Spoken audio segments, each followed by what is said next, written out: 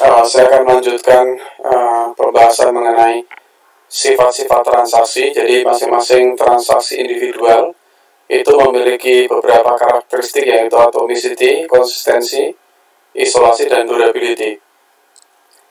4 karakteristik ini kadang-kadang mengacu pada yang disebut sebagai acid test. Kita akan melihat masing-masing properti sebagai berikut. Yang pertama adalah atomicity. Atomicity membutuhkan bahwa semua operasi atau pernyataan atau permintaan SQL dari transaksi harus semuanya diselesaikan, atau jika tidak atau jika salah satu tidak bisa berhasil diselesaikan, maka seluruh transaksi harus dibatalkan. Jika suatu transaksi T1 memiliki 4 permintaan SQL, seluruh keempat permintaan SQL tersebut harus secara total harus diselesaikan. Sebaliknya, jika ada satu yang tidak dapat diselesaikan, maka seluruh transaksi harus dibatalkan. Dengan kata lain, transaksi dianggap sebagai suatu unit yang logical, yang tunggal, yang tidak dapat dibagi-bagi. Yang kedua, konsistensi. Konsistensi menyatakan kekekalan atau permanensi dari keadaan konsisten database. Suatu transaksi mengambil database dari satu keadaan konsisten ke keadaan yang lain. Ketika suatu transaksi telah diselesaikan, database harus berada pada keadaan yang konsisten. Jika ada bagian transaksi yang melanggar integrity constraint, maka seluruh transaksi dibatalkan. Yang ketiga, isolasi. Isolasi berarti bahwa data yang digunakan selama eksekusi transaksi tidak dapat digunakan oleh transaksi yang lain sampai transaksi yang pertama atau transaksi yang sedang menggunakan data menyelesaikan penggunaan data tersebut. Dengan kata lain, jika transaksi T1 dieksekusi atau sedang dieksekusi dan menggunakan data item X, maka data item tersebut tidak dapat diakses oleh transaksi lain, misalnya T2, T3 sampai Tn sampai dengan T1 sudah selesai.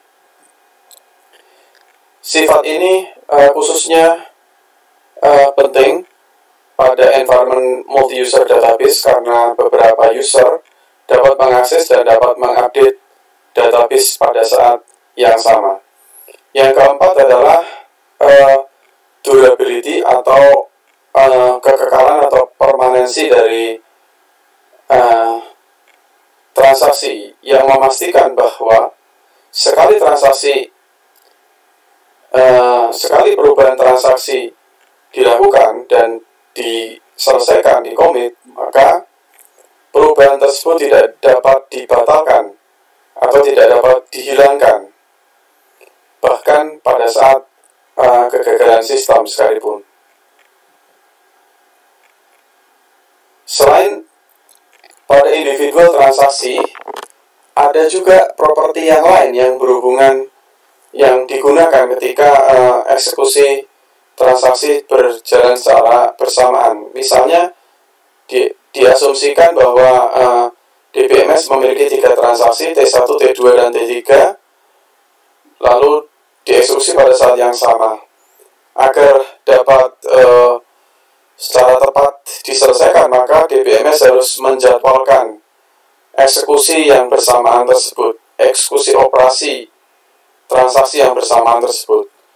Nah, dalam kasus ini, individual transaksi harus memenuhi karakteristik ACID, tapi pada saat yang sama juga harus dilakukan penjadwalan multiple transaksi yang merupakan properti dari yang disebut sebagai serializability. Serializability memastikan bahwa penjadwalan untuk eksekusi yang bersamaan dari transaksi menghasilkan hasil yang konsisten. Sifat ini penting pada distributed database dan multi-user, di mana Banyak transaksi biasanya dijalankan secara bersamaan atau secara serempak. Jadi kalau pada sistem database single user, memastikan serializability dan isolasi ini tidak masalah karena hanya satu transaksi yang dieksekusi pada saat yang sama. Tetapi dan juga atomicity, konsistensi, dan durability juga harus dijamin pada single user DBMS. Tetapi pada multi user DBMS, maka biasanya terjadi transaksi yang bersamaan. Nah, dengan demikian multi user DBMS harus mengimplementasi kontrol untuk memastikan bahwa serializability dan isolasi transaksi selain atomicity dan durability harus berjalan dengan baik untuk menjaga konsistensi dan integritas data. Contohnya, jika beberapa transaksi bersamaan dieksekusi pada data yang sama, kemudian transaksi yang berikutnya mengupdate database sebelum transaksi pertama selesai, maka di sini terjadi pelanggaran properti isolasi dan database tidak lagi konsisten. Nah, berikutnya concurrency control akan dibahas pada video berikutnya. Terima kasih.